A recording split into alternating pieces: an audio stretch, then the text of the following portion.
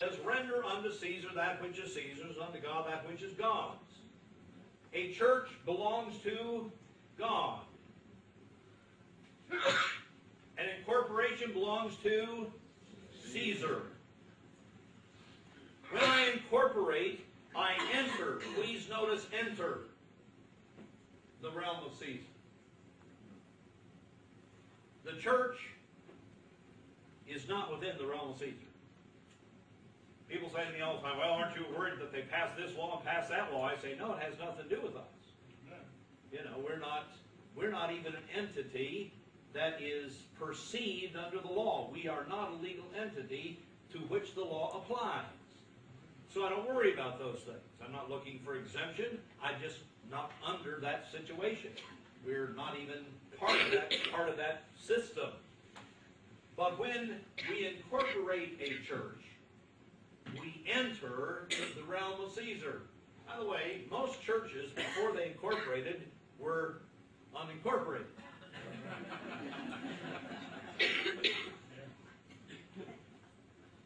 And they were a church. And then they decided, we need to be something else. This being a church just don't cut it with me.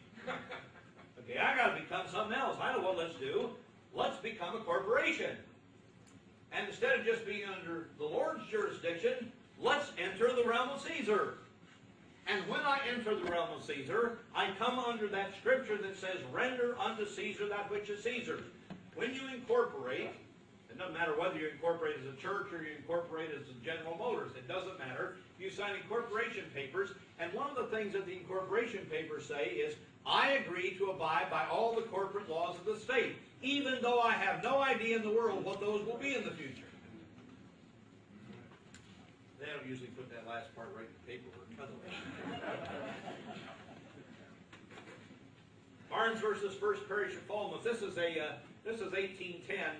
Barnes attempted to enforce incorporation upon Baptists. This is quoted from a case way back way later in 1880 or 1980 something.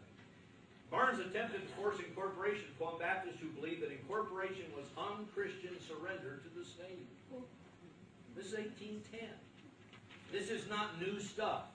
This is not some bright idea that Brother McCurry came up with in 1965. This is something that has a historical position of those churches who wanted to be under the lordship of Christ since the beginning of this nation. Let me deal with two recent cases.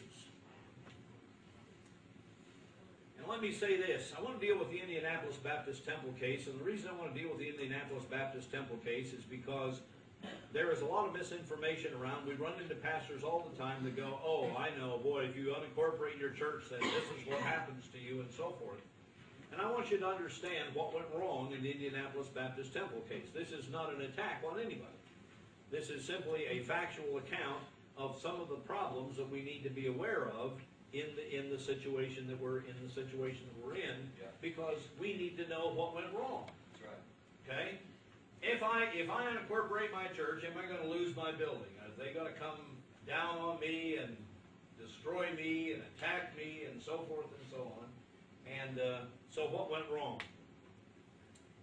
First of all, the church deliberately amended its articles of incorporation. Indianapolis Baptist Temple was incorporated since 1955 up until the middle 80s. So it was a long-standing corporation. And the church deliberately amended its articles of incorporation when they sought to unincorporate the church to continue the church's parent corporation, Indianapolis Baptist Temple, Inc., to read that the sole purpose of this corporation was to, quote, continue any litigation prior to 6/28/83 and any future litigation and legal responsibilities not assumed of the church. So in the amending of their articles of incorporation, they said, we're going to try to remove the religious element, if you will, from the corporation, but we are going to continue the corporation for the purpose of dealing with litigation, notice, past and future, and legal responsibilities. So, when the government comes against them in this situation and attacks, they're dealing with a corporation, not the church part of it per se, but the corporation which has been continued for the sole purpose of dealing with legal issues. Therefore, the state came rightfully against the corporation which was extended to accomplish that one purpose. Right? Secondly, the church in May of '87 transferred all of its assets to Gregory Jerome Dixon, the church's pastor, as trustee. Okay? A trustee, by definition, is the person, quote, required by law to execute a trust, unquote. A trustee is a legal corporate office. It is not a scriptural office. Right? Steward, by the way, is a scriptural term. Trustee is not. A trustee is a legal term, a legal position, and in that sense is a position that is governed by certain statute law and certain requirements that the law requires of a fiduciary in a trustee position. And what we've run into here, and a lot of you, by the way, not having to do with the church at all, but there's a lot of misinformation about trust in general, that somehow trusts are outside of the realm of the world, and they're not.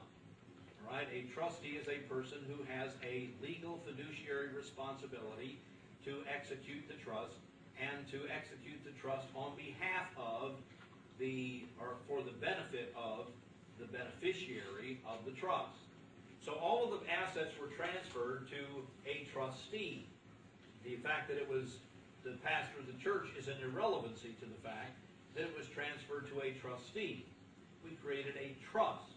Now, folks, I want you to understand, we went through this basically here, did we not, Brother Warren? If you put the church in a trust, you have not significantly changed the issue from putting it into a corporation.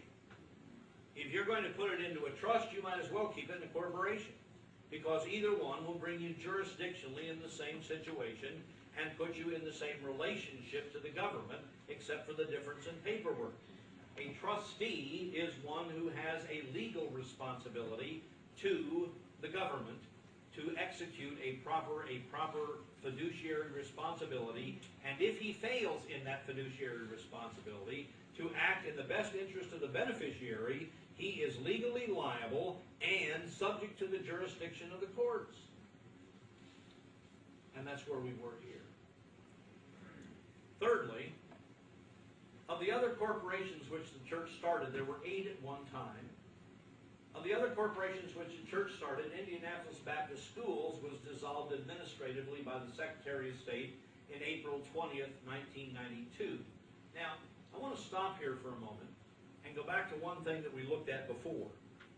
You remember when it was talking about the fact that when the church or when the corporation comes under the jurisdiction of the state, that it has to abide by the rules of the state, and that the corporation can be dissolved only by an act of the sovereign power. Yes. Remember? Yes. Okay?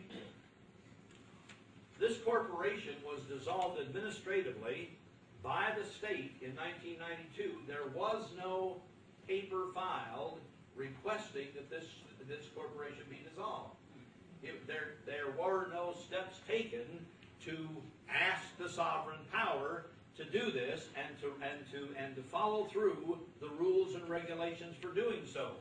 Rather, the corporation was dissolved in 1992 by the Secretary of State, which has 3 years minimum that they can revive the corporation for any purpose that the state feels is necessary, because the corporation is their baby.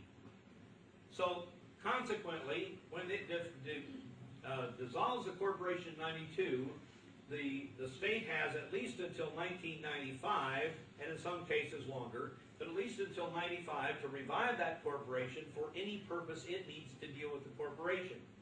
Annual report